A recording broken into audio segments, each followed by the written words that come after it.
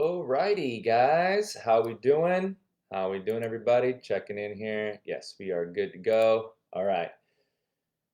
So we are going to do a little presentation here on 3 simple steps to lose 10 pounds in the next 30 days.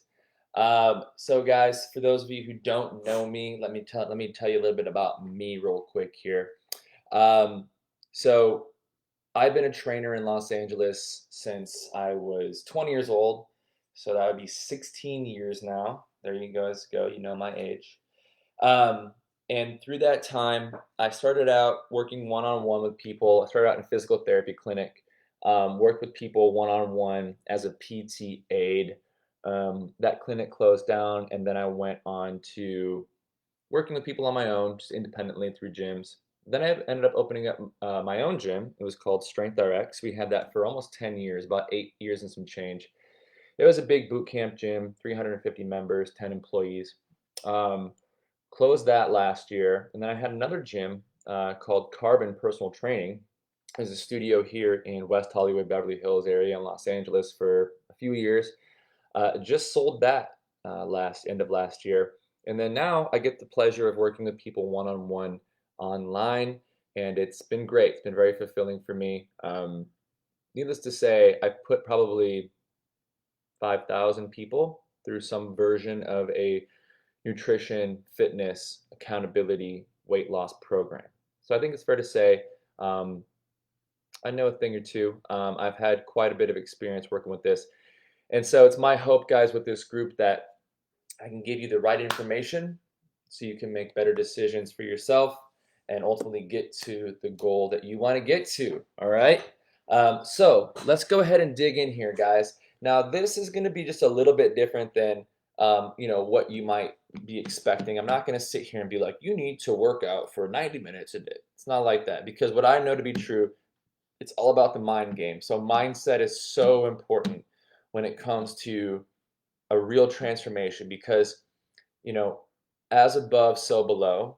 And what that means is that until we get our heads straight, all the tips and the tricks and the strategies for weight loss means diddly squat if we're still self-sabotaging, if we still have corrupted operating system, if we're still working with belief systems that we inherited from our parents who weren't healthy, or from people who told us just the wrong information. And so for this to be a lifestyle, for this to be something that's going to work forever, we have to change our thought process around health and nutrition and exercise, and not get caught up in dogma, and not get caught up in chasing our tail, or these rigid beliefs around, well, I got to just train harder, or I got to starve myself. And it's like that aggressive approach, and that aggressive one directional approach is what essentially just creates fits and starts, and what I call the cycle of insanity, where you just spend a whole year wailing and kicking and screaming, and then find yourself no better than when you started. And so what I want to do, guys, is I want to hit the reset button with you, and I want to teach you the proper mindset and belief systems that are going to carry you and serve you for the rest of your life, and get you to your physical goal ultimately, and then help so that you stay there and not get stuck self-sabotaging. All right, so let's talk about weight loss. There we go. That's at the end of the day, guys.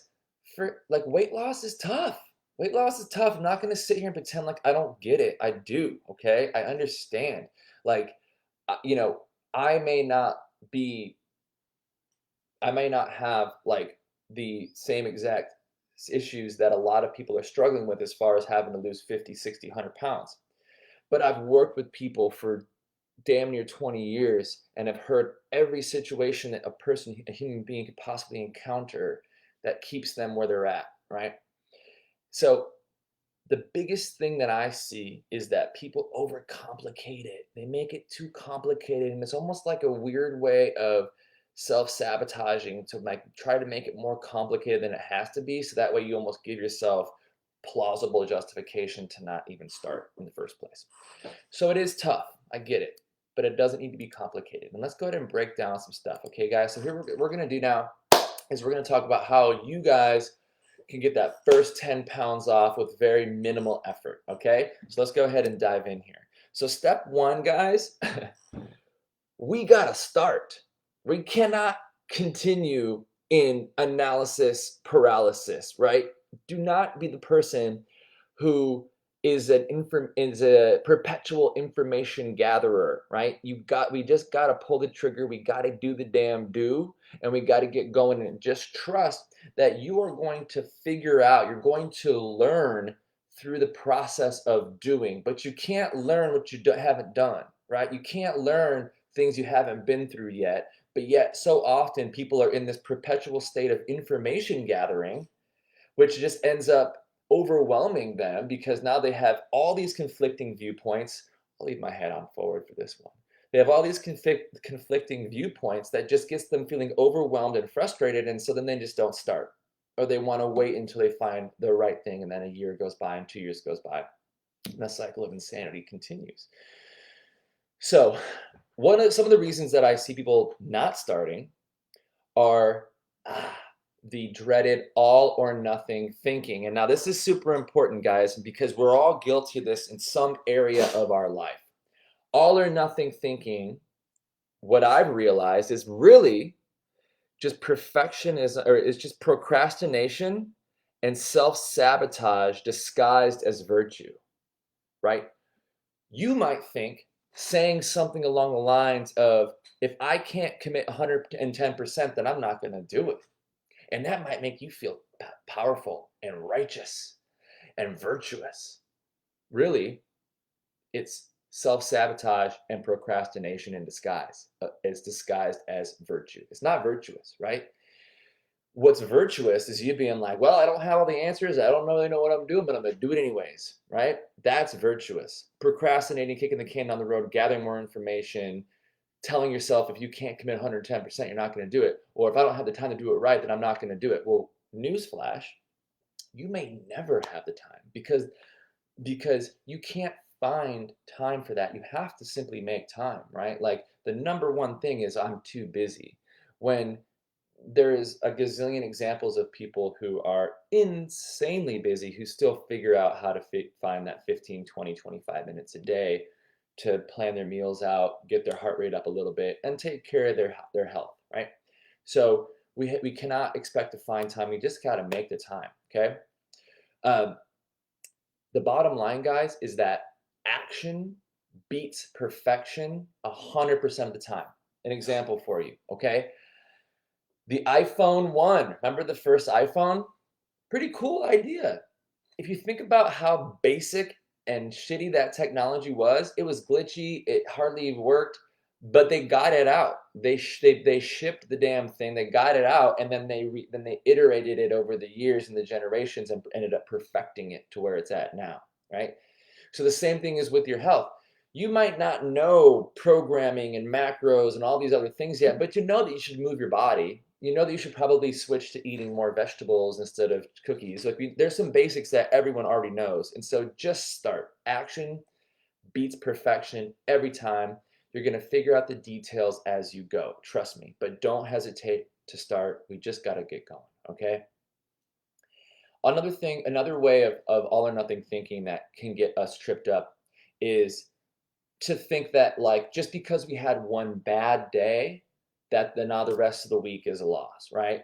It's like we're too hyper focused on this goal that we have for ourselves, and because of that, if every day we don't like move the needle closer and closer, if we have one slip up, or we overeat one day, or we forget to work out and we get frustrated and then want to quit, or we think, well, I already cheated on my meal plan on Friday, so I might as well just eat bad the whole weekend and I'll pick it up on Monday, right?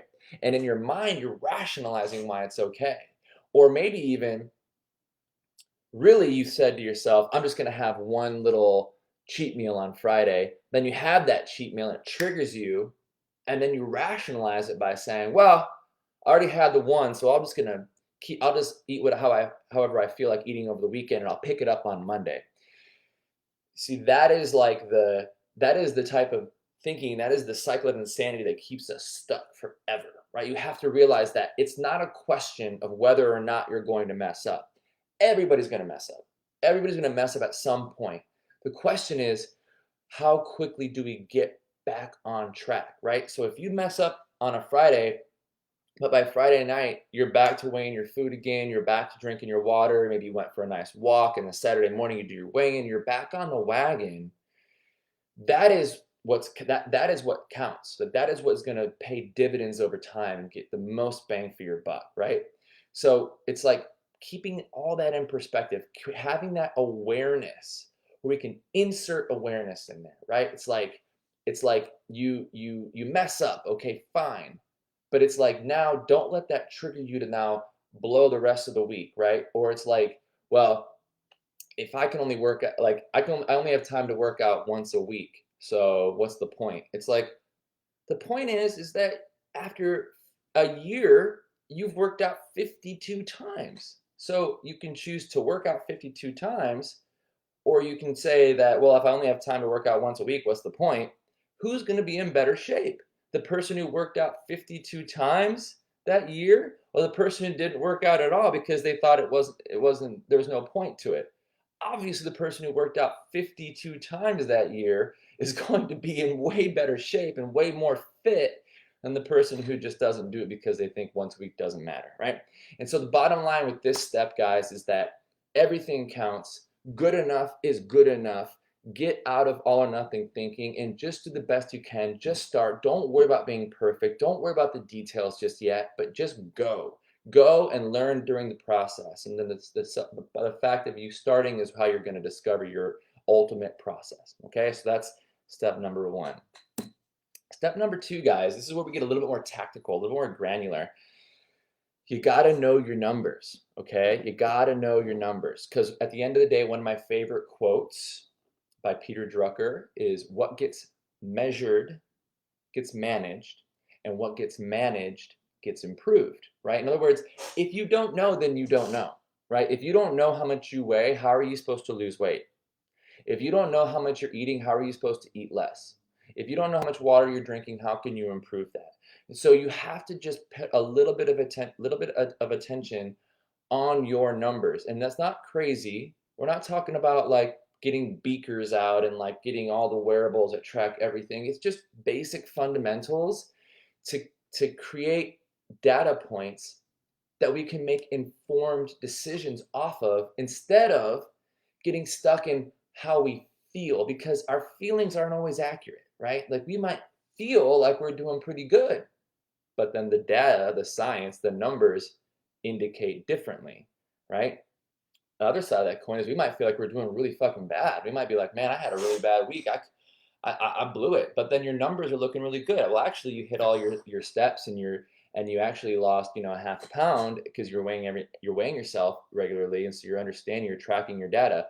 And so it's so important, guys, that we do this. And I know a lot of you guys thinking like, but Justin, I don't like I don't like tracking my food. I don't like entering my weight in. I don't want to be all like rigid and stuff. And I'm like, okay, I hear you on that.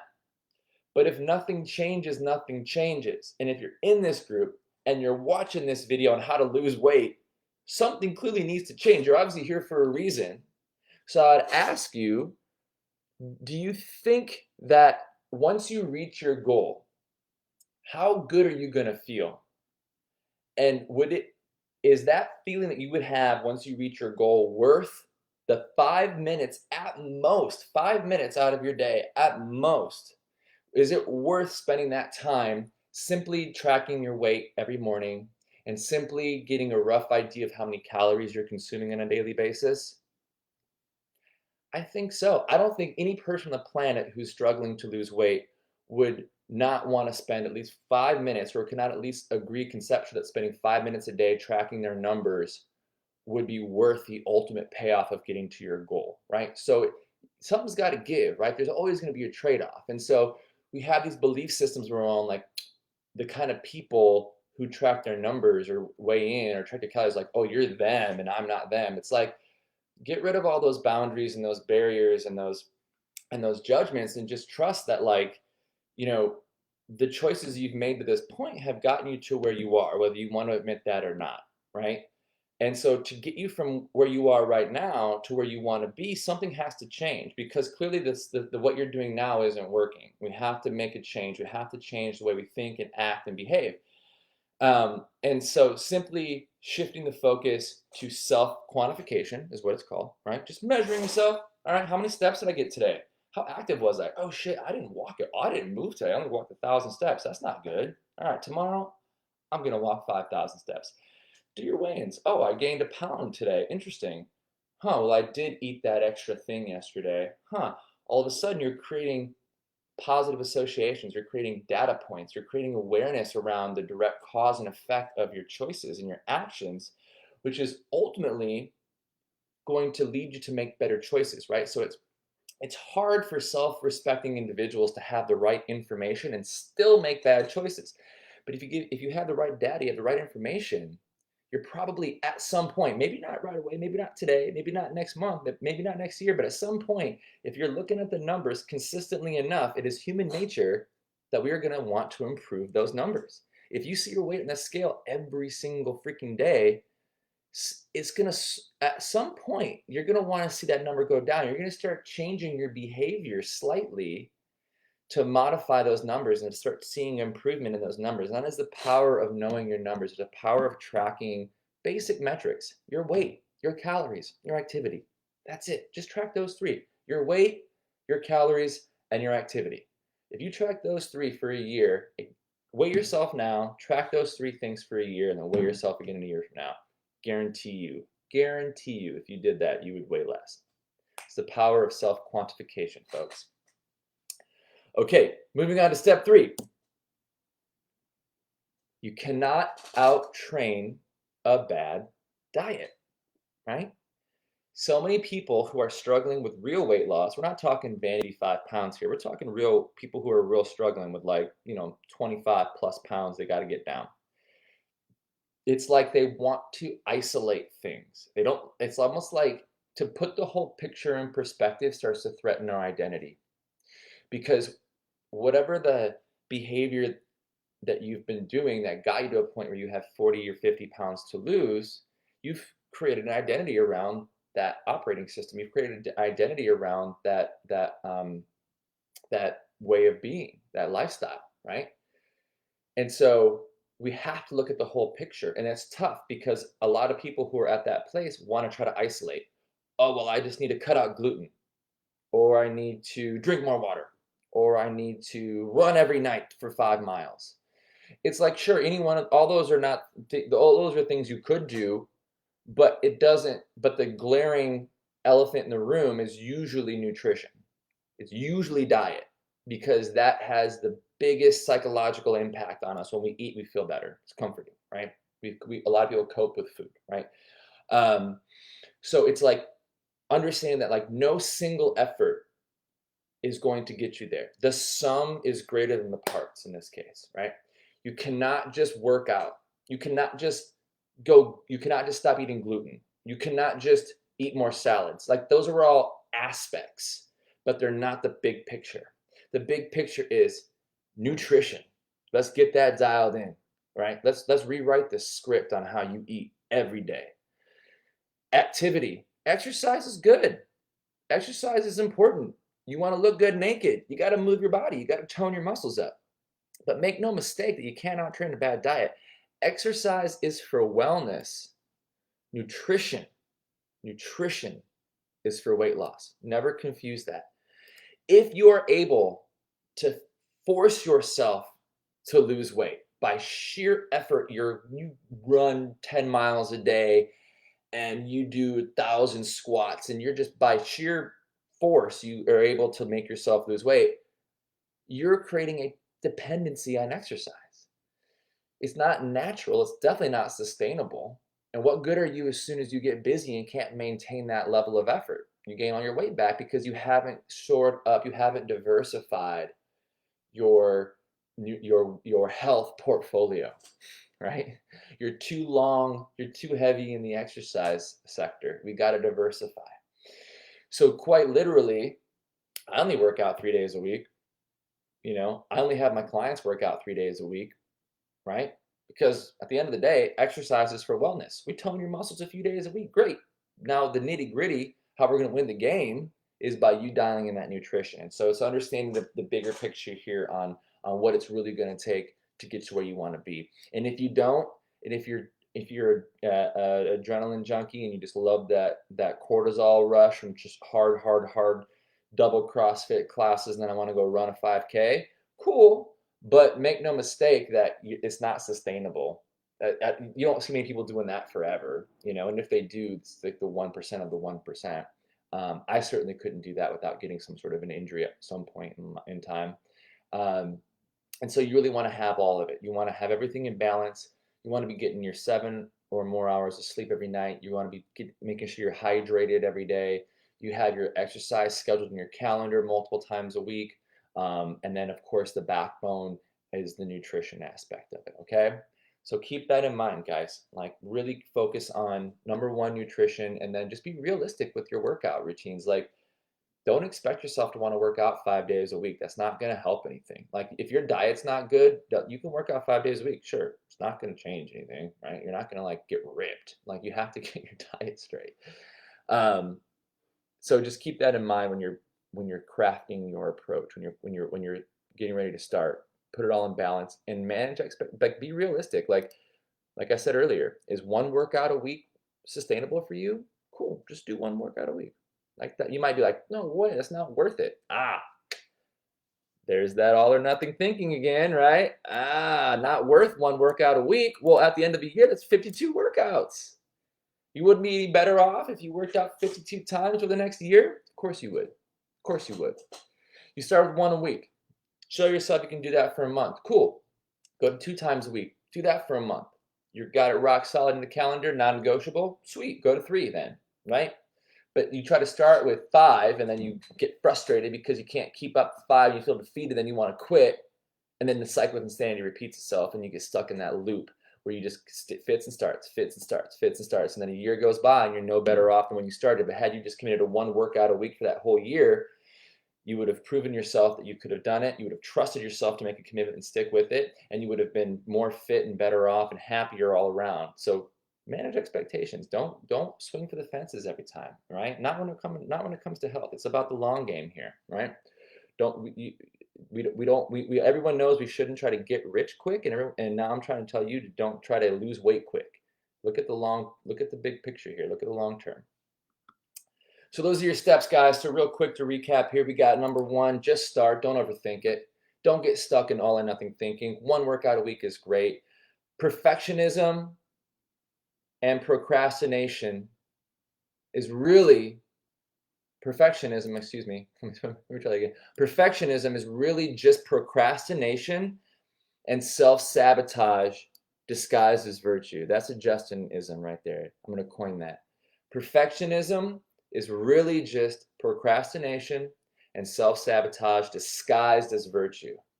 What's virtuous is you getting your butt off that couch and you measuring out your food and you going for a walk and drinking your water, getting to bed on time. That's virtuous. Not gathering a bunch of information and then getting analysis paralysis and then not starting, or getting over or trying to overcommit, or thinking that one workout a week won't matter, or well, I've already had one cheat day this week, so I might as well have 5 more. Everything counts. Everyone's going to mess up. Just start, and if you fall off the wagon, that's okay. Everyone's going to mess up. It's not a question of whether you're going to mess up or not. It's a question of how quickly can we get back on track. That's what's important, all right? Number 2, know your numbers. What gets measured gets managed. What gets managed gets improved. So always track the basics. Track your activity, track your calories, and track your weight. You do that for a year. We'll see what happens, right? And you may not like to do that. You may not like to weigh yourself. You may feel like it's just a weird, obsessive thing that I got to do. Well, if we got a problem that we got to fix, then we have to break your beliefs around what's necessary, because the choices and behaviors and decisions you've made to this point have gotten you to where you are right now. And if nothing changes, nothing changes. And so if you want to improve, then you're going to have to change what you do. Okay?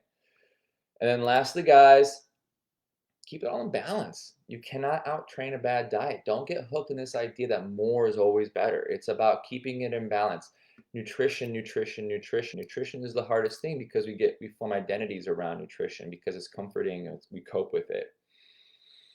And to change that would be to change the identity we've created, right? And so that is the hardest part.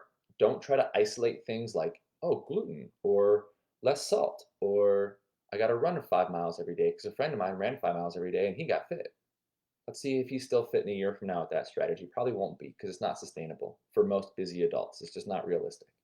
But what is realistic is you just getting on a solid nutrition plan that you with foods you enjoy and sticking with it for as long as it takes to get to your goal. That's what's realistic. And then we weave in some realistic exercise expectations and some activity quotas for the week just to make sure you're practicing good wellness. And that's what we're talking about, guys. It's the big picture. It's the holistic picture of sleep, hydration, exercise, nutrition. Okay? So, real quick, guys, I want to touch on this because it's one of my favorite things. This is the hierarchy of competence. I'm going to close out this prezzo with a little graph here, a little infographic on the hierarchy of competence. And so, see if you can identify where you're at.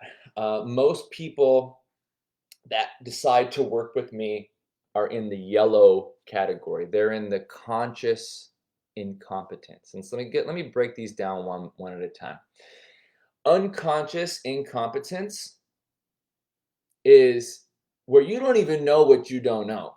You don't even know how bad you are, right? You still think that like potato chips are a vegetable. You know what I mean? Like you don't even realize how you're not paying attention. You have no idea how much water you're drinking. You don't have no idea what activity you're doing.